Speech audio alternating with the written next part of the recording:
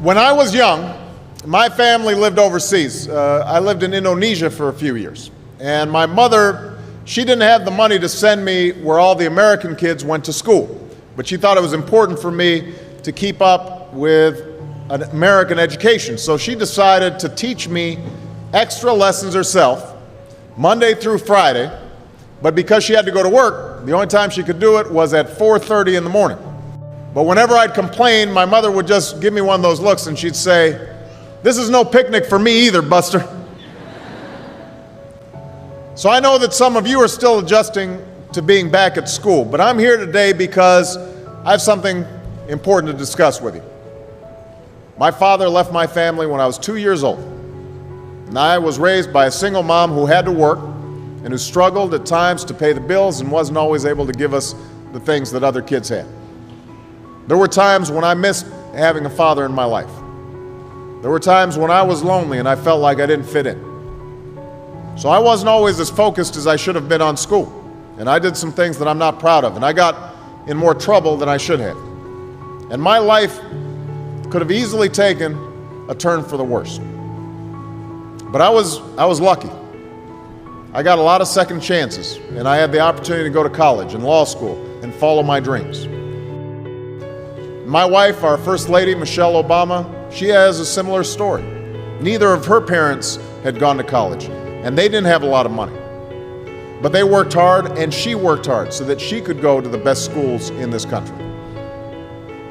Some of you might not have those advantages. Maybe you don't have adults in your life who give you the support that you need. Maybe someone in your family has lost their job, and there's not enough money to go around. Maybe you live in a neighborhood where you don't feel safe, or have friends who are pressuring you to do things you know aren't right. Maybe you could be a great writer, maybe even good enough to write a book or articles in a newspaper, but you might not know it until you write that English paper, that English class paper that's assigned to you. Maybe you could be an innovator or an inventor, maybe even good enough to come up with the next iPhone or the new medicine or vaccine, but you might not know it until you do your project for your science class. Maybe you could be a mayor or a senator or a Supreme Court justice, but you might not know that until you join student government or the debate team. And no matter what you want to do with your life, I guarantee that you'll need an education to do it. You want to be a doctor or a teacher or a police officer? You want to be a nurse or an architect, a lawyer or a member of our military? You're going to need a good education for every single one of those careers. You cannot drop out of school and just drop into a good job. You've got to train for it and work for it and learn for it. And this isn't just important for your own life and your own future. What you make of your education will decide nothing less than the future of this country. The future of America depends on you.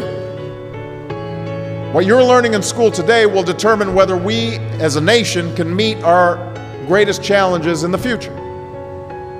You'll need the knowledge and problem-solving skills you learn in science and math to cure diseases like cancer and AIDS, and to develop new energy technologies and protect our environment. You'll need the insights and critical thinking skills you gain in history and social studies to fight poverty and homelessness, crime and discrimination, and make our nation more fair and more free. You'll need the creativity and ingenuity you develop in all your classes to build new companies that will create new jobs and boost our economy. We need every single one of you to develop your talents and your skills and your intellect so you can help us old folks solve our most difficult problems. If you don't do that, if you quit on school, you're not just quitting on yourself, you're quitting on your country. Now, I know it's not always easy to do well in school. I know a lot of you have challenges in your lives right now that can make it hard to focus on your schoolwork. I get it. I know what it's like. But at the end of the day, the circumstances of your life, what you look like, where you come from, how much money you have, what you've got going on at home, none of that is an excuse for neglecting your homework or having a bad attitude in school. That's no excuse for talking back to your teacher or cutting class or dropping out of school. There is no excuse for not trying. Where you are right now doesn't have to determine where you'll end up. No one's written your destiny for you. Because here in America, you write your own destiny. You make your own future. That's what young people like you are doing every day all across America. And that's why today I'm calling on each of you to set your own goals for your education and do everything you can to meet them. Your goal can be something as simple as doing all your homework, paying attention in class, or spending some time each day reading a book. Maybe you'll decide to get involved in an extracurricular activity or volunteer in your community. Maybe you'll decide to stand up for kids who are being teased or bullied because of who they are or how they look. Because you believe, like I do, that all young people deserve a safe environment to study and learn. Maybe you'll decide to take better care of yourself so you could be more ready to learn. But whatever you resolve to do, I want you to commit to it. I want you to really work at it. I know that sometimes you get that sense from TV that you can be rich and successful without any hard work. That your ticket to success is through rapping or basketball or being a reality TV star. Chances are you're not going to be any of those things. The truth is, being successful is hard. You won't love every subject that you study.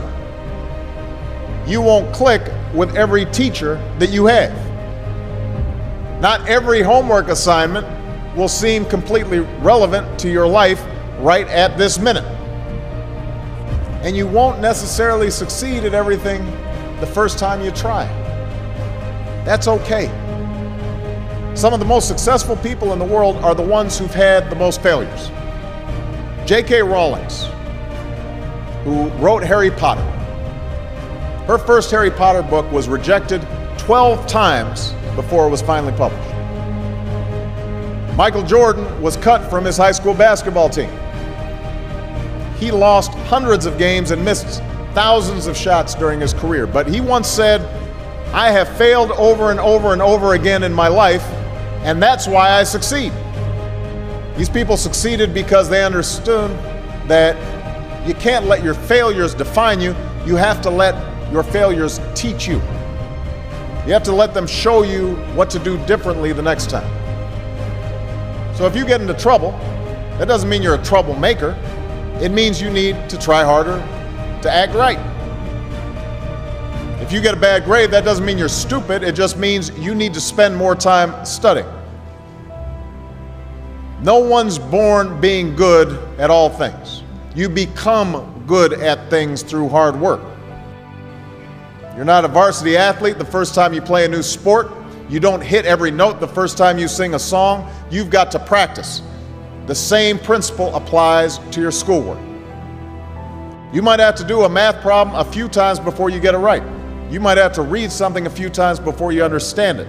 You definitely have to do a few drafts of a paper before it's good enough to hand in. Don't be afraid to ask questions. Don't be afraid to ask for help when you need it. I do that every day. Asking for help isn't a sign of weakness, it's a sign of strength.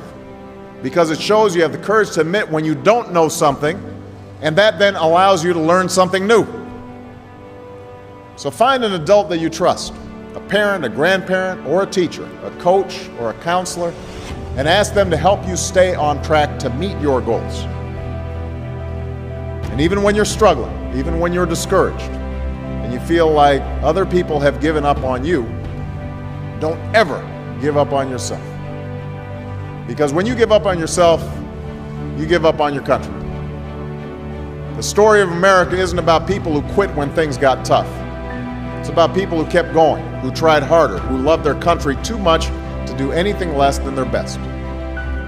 It's the story of students who sat where you sit 250 years ago and went on to wage a revolution, and they founded this nation. Young people.